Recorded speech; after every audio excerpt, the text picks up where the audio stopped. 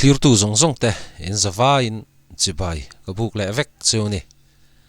ke hi duangin ka regular thin lo hle maya masaberin in mi hriat thiam na kha ka han dil masa vek chewani chuanin le Lawngtlai khopui nuam em maya tunlaya lar em mai le fence nga em mai zel ro sanga aresa fu chiang te chu February ni thum sang ni som ni panga khian Lawngtlai Chan Marie Recreation Center huna concert ro pui tak mai aron nei dona Lawngtlai mi puiten aresa local tur hi tlum te thlirin kan lo thlir ve ni concert ticket po hi shalakal hle tura kangaya kan mani deuh khanin areu pakim huna aresa concert na tur huna huna ticket shal na kha annaya mi pui khan an bor deuh lai maya chungtiang khop chuanin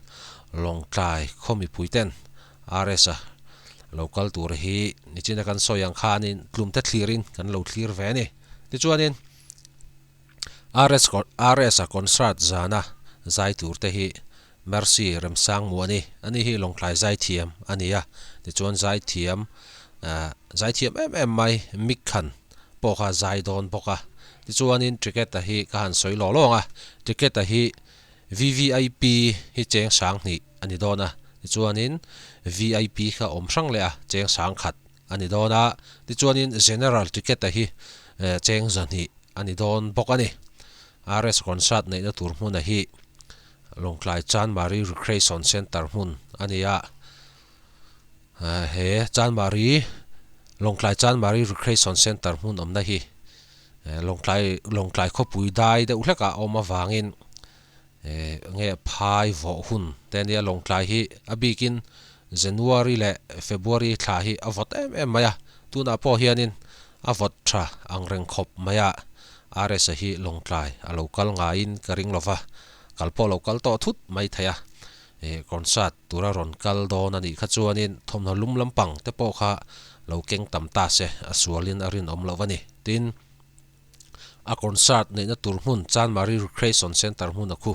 nichina kan soyang khanin dai de uhleka oma wang khuanin a boru ka khu rin ain avot em maya in chei in chei sualang ti te po kha hloma tin RS concert en tur te po khanin thomna lum lampang hak tamakha poimo don khop mai chuanin Lawngtlai mi pui zong te concert na kalvek turin tuna tangin ticket te po kha loin ruam man Lawngtlai la adona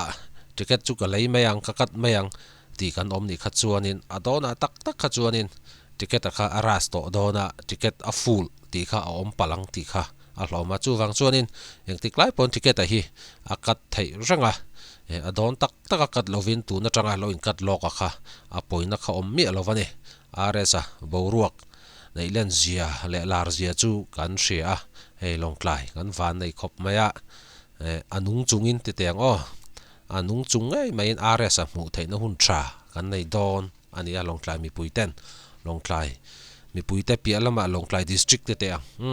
Lawngtlai district Lawngtlai khopona tangpo hian tam tak RS concert en tur hian an ron kal hlom dona chungtiang khop chuanin tuna tang hian boruak hi alian to em maya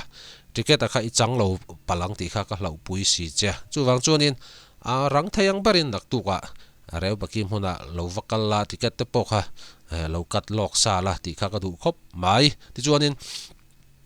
ticket a hi cheng sang ni VVIP ho hi cheng sang ni ani dona VIP ho kha cheng sang khat VVIP le VIP tan kha chuanin RS selfie puina te mo khang tiang hun te po kha a om tura te po ngai ta ila tin general ticket cheng zan hi man kat te po kha in thlarung lo wala nge RS fans te hemi RS concert zana na kha chuanin kim takin kal kan tum hlom don ani Kulai Chan Marie Recreation Center khu kan leng lovang ti kha hlom khop maya chuwang chuanin a ma thayang barin dar nga tlai lampang dar nga rik to kha chuanin Chan Marie Recreation Center huna khan om kan tum hlom to don ani anuam don khop maya chuanin atop na ta na kan soidu pakhat chu hei hi ni ta ni kan Lawngtlai khopuya RS a zel ro sanga a local don ania RS a Lawngtlai a cham chung zong hianin adu na pianga amanatan ka motor hi karon tho ve top dona RS a akaldu na mun na pianga pick and drop kha pick and drop kha RS tan big liu khan ka motor hi a thlon liu in engma be sei na mi lovin RS a tan big shim khan ka motor hi ka tho top dona ni adu chuanin nge a cham chung zong in adu na mun na piang ka motor hianin ka pikin ka drop thei dona ni mo Mizoram a lei sei ber omna kol cho te po du chuanin ka kalpui theia khoi hmuna po ka kalpui thei bokani ti kha RS po hian min riat sakse he ko video hi RS na lo en ngai theinan RS fans ru kol te khanin RS te po kha link te po kha min lo pek sak taula RS in thlarung lo se heta kanom vea he Lawngtlai local a cham chung zong hianin adu na hmun a pianga manatan kan soile soinu ka motora a chuang du ani kha chuanin pick and drop kha a thlon lewin ka kalpui don ani tin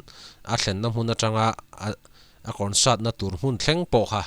ka thla in ka hruai thlap thei don bokani ti kha ka han soi ve mal bokani le zanin tan chuan khati zong kha ni le phot ta se ni danga video thar dang nai kan hule theu don ya atop na tan tak like le share le comments te po kha in rem chan da nang zelin